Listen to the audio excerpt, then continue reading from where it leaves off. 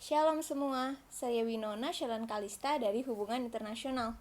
Hari ini saya akan menjelaskan topik tentang manusia sebagai makhluk profesional yang bermartabat.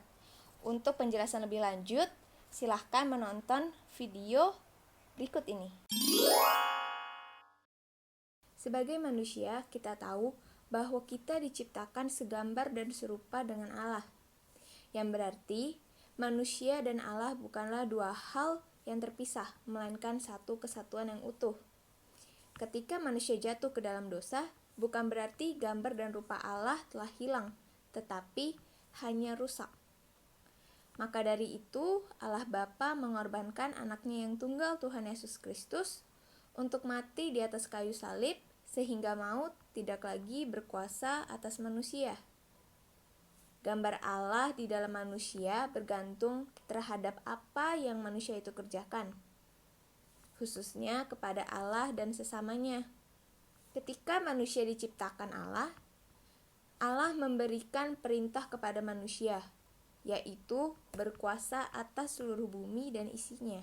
Seperti apa yang tertulis pada kitab Kejadian 1 ayat 28, Allah memberkati mereka.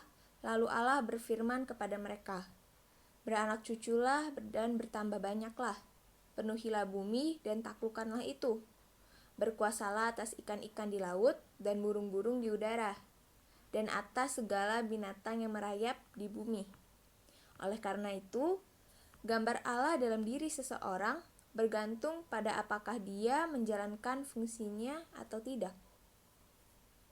Ini berarti Allah memberikan manusia kehendak bebas atau free will untuk menjalani hidupnya sendiri, sehingga dosa merupakan resiko yang timbul dari konsep free will ini. Tuhan memberikan kamu dan saya kehendak untuk memilih jenis hidup mana yang mau kita jalani, mau menjadi berkat atau menjadi beban, mau menyenangkan hati Tuhan atau menyenangkan hati dunia.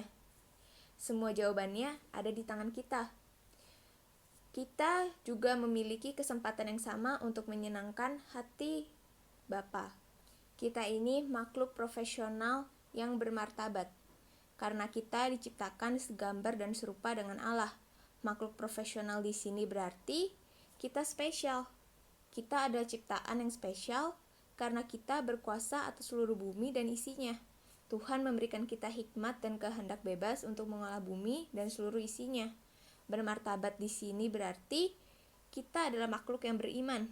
Kita memiliki pendirian yang kuat sehingga tidak mudah dibujuk.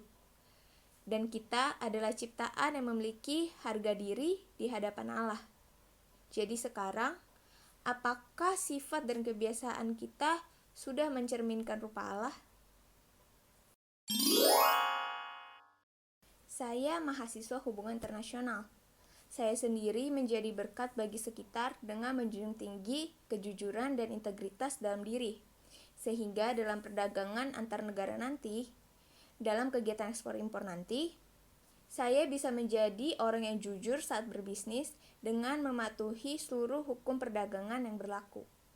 Saya menjunjung tinggi keadilan dan kesetaraan dalam sengketa perdagangan, tidak memandang orang berdasarkan agama dan rasnya. Dan walaupun nantinya sudah sukses, kita harus tetap rendah hati, tidak pernah memandang orang lain lebih rendah daripada kita. Menjadi serupa dengan Allah tidak harus selalu terpaku pada gereja. Kita bisa mulai dengan menyenangkan hati keluarga dahulu, memberi kado, membantu pekerjaan rumah, memberikan bantuan berupa uang ataupun berupa barang atau berupa perhatian pun juga bisa.